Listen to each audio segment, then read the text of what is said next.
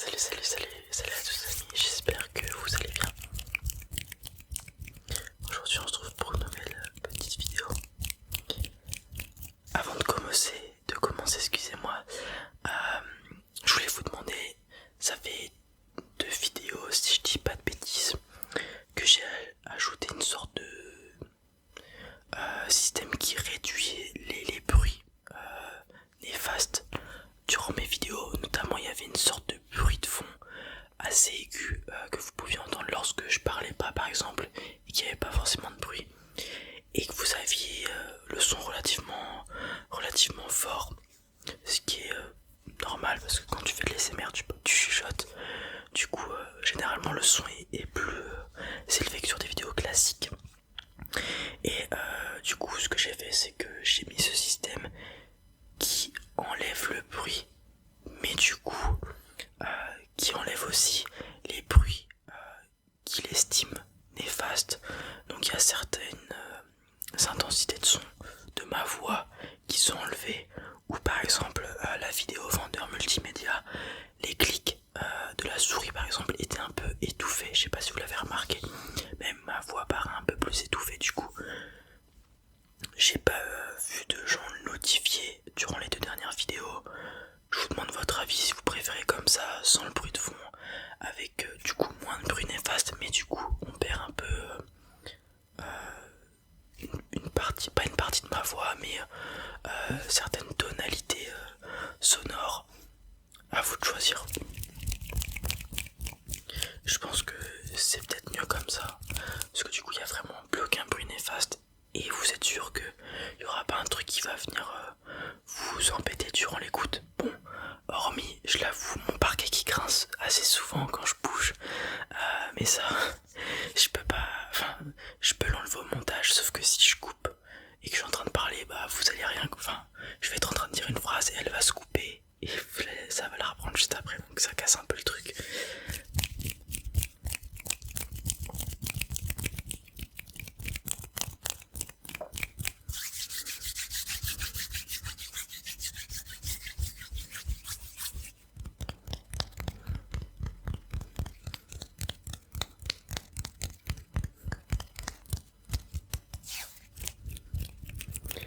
Malheureusement c'est pas un truc que je vais pouvoir appliquer durant mes lives, parce que c'est quelque chose que je fais durant le montage, ce système de réduction de bruit.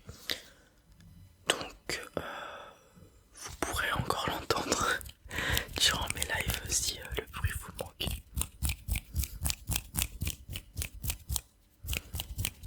Mais bon, généralement durant les lives, comme je parle beaucoup etc, les gens y prêtent moins attention. Et généralement quand ils me le notifient, je leur dis de baisser le son, et généralement du coup après on l'entend plus. Pour l'entendre, fallait mettre le son assez fort quand même.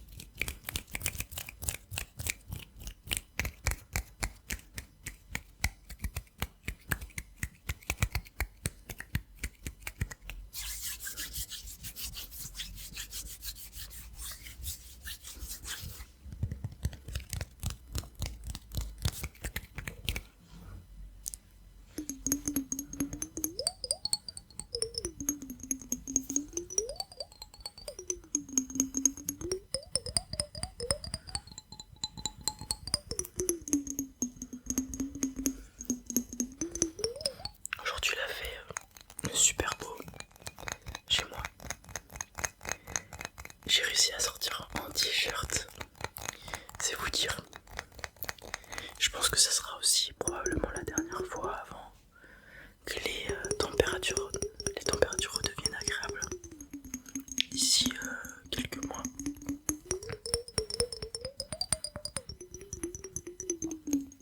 Mais bon, ça fait plaisir, ça m'a rappelé comme c'est la dernière semaine aussi avant les vacances d'octobre, il y avait toujours avant les vacances d'octobre une journée où il faisait chaud, et quand t'attendais le bus ou que tu sortais du collège, peu importe, t'enlevais ta veste et t'étais en t-shirt et il faisait chaud. Ça m'a rappelé un peu ces moments-là.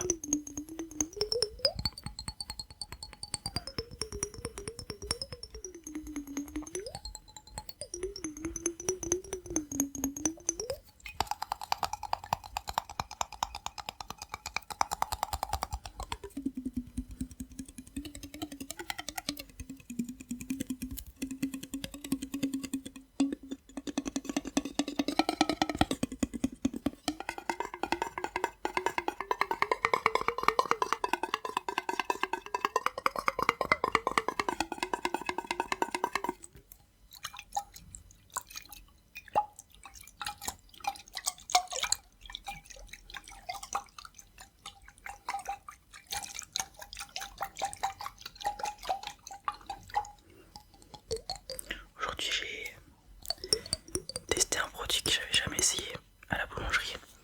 J'ai pris un pain au chocolat aux amandes. Ou si je dis pas de bêtises, c'est genre les viennoiseries de la veille, pardon. Que tu vas fourrer de pâte d'amande, etc. pour les réutiliser. Je crois que c'est ça. Et j'ai goûté, c'est bon, mais qu'est-ce que c'est lourd. Genre il y a vraiment beaucoup de pâte d'amande. Et c'est trop bourratif du coup. Genre un pain au chocolat classique ou un croissant classique, je pense c'est mieux. C'est plus léger. Là c'est vraiment... tu te fais tabasser de sucre et de gras et t'as pas mal au bide à la fin, mais t'es bien rempli. Et c'est la première fois que j'ai essayé, ça me faisait toujours de l'œil parce que la pâte d'amande et de manière générale la viennoiserie me donnait envie, aplatie comme ça et tout. Mais au moins j'aurais testé. C'est comme ils font des cookies aussi dans cette boulangerie, c'est genre un brownie avec un cookie. Ça donne envie, mais c'est pas terrible non plus. Mais de manière générale, je suis de moins en moins sucré, même si je reste très attiré par le sucre. Mais les gros trucs comme ça, les mélanges un peu atypiques et tout, ça me donne toujours envie. Mais après les avoir mangés, je suis pas en mode oh, c'était une dinguerie. Je suis c'est pas forcément du regret, mais ni de la déception. Juste je reste sur ma faim quoi. C'était pas aussi bien que ce que je l'imaginais, tu vois.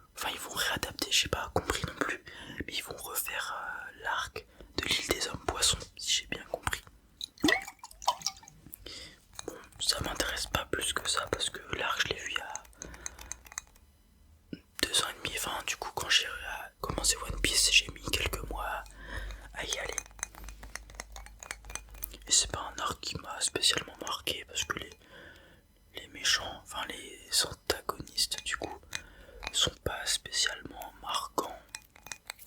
Il y a juste le début qui est très drôle avec Sanji, mais voilà, c'est pas un truc qui m'a marqué. Bon, aussi il y a la scène où Luffy utilise son haki,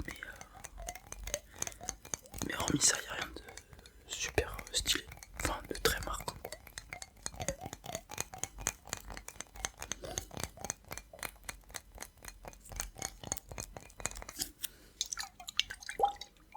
Et il y a aussi My Hero Academia qui est la dernière saison qui est terminée. Si j'ai bien compris, la prochaine sera la dernière puisque c'est marqué. Enfin, à la fin de l'épisode, il y a marqué la suite dans la dernière saison, la saison finale, si je dis pas de bêtises, quelque chose comme ça. Donc ça va être intéressant.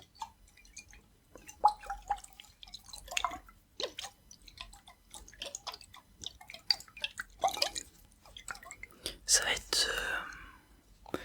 Laissez-moi réfléchir. Ça va être le premier animé que j'ai commencé pendant que c'était en cours. C'est d'ailleurs le premier que j'ai fait quand j'ai commencé les animés. J'avais repris Dragon Ball Super et après je voulais regarder des animés, j'ai regardé My Hero Academia. Et c'est le premier que j'ai commencé en cours de parution et qui va se terminer.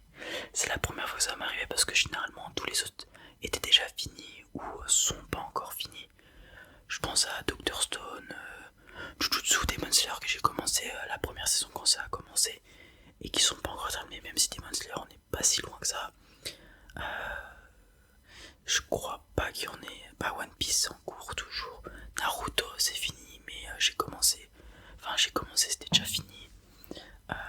Pareil pour Dragon Ball Super. Ouais. Ça va être marrant, ça va être. Ça. Souvent quand je finis un animé. Bon, à voir si ça va être la même chose là, mais quand je finis un animé, il y a une sorte de vide après parce que tu vas plus forcément voir tes personnages, etc. Donc il y a une sorte de vide. Mais là, comme c'est une différente manière de voir, je vais devoir attendre l'épisode chaque semaine.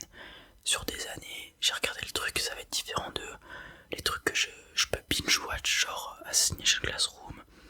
Récemment, j'ai fait Cyberpunk Edge Runner Masterclass. 10 épisodes, je les ai fait en 2-3 jours à la fin. À la fin, j'étais vraiment vide.